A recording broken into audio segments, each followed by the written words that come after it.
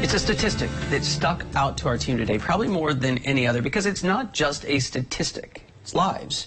More police and law enforcement died in the line of duty last year than any other year on record. Newsy Justice correspondent Jamal Andrews looked into the troubling trend and teased this apart. What's really driving the spike?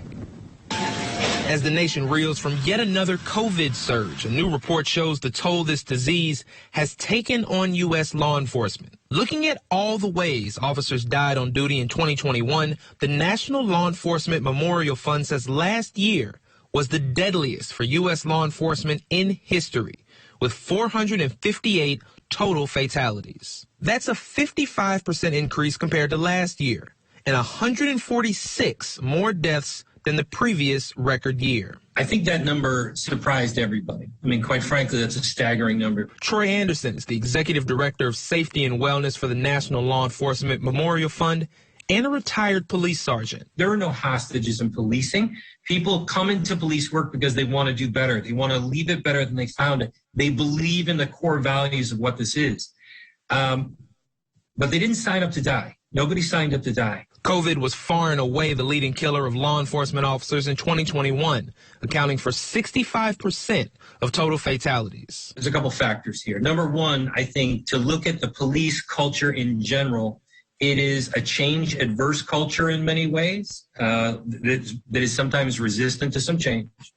And I think that it's sort of a closed off culture, right? So we don't tend to let in a lot of information from the outside sometimes. Police officers want to make their own determinations.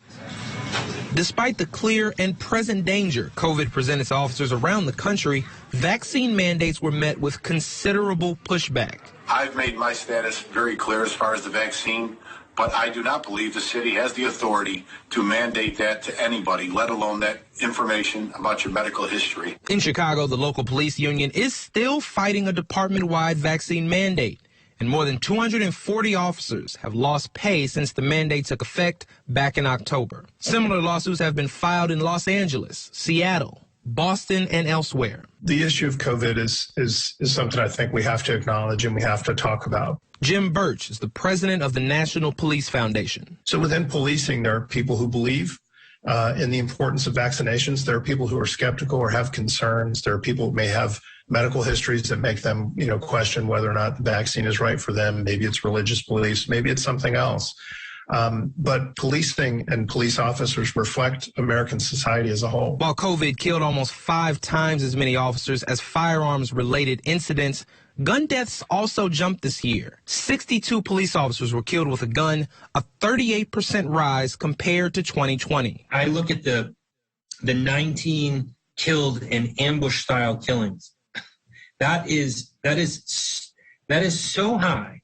That has gone up so far. The rise in firearms-related fatalities has corresponded with a significant rise in overall violence across the country in 2021, though there's not enough data available to say the two are related. According to Anderson, the final tally of officers killed is likely to rise in the coming months as more COVID deaths are reported. We've lost 301 law enforcement officers to COVID in 2021. And I will tell you, frankly, that number is going to increase. We are still intaking on an almost daily basis new cases of COVID deaths. That number is going to be significantly higher. Now, Chance, something else that I want to mention here that I didn't get to in the piece are traffic-related incidents. That's car crashes and the like. 58 of those over the past year, which is not an insignificant number, and 27 of those are struck by fatalities, which is essentially where an officer is outside of their vehicle and is hit by another driver. And those are especially frustrating for law enforcement leadership because they seem so preventable in so many cases.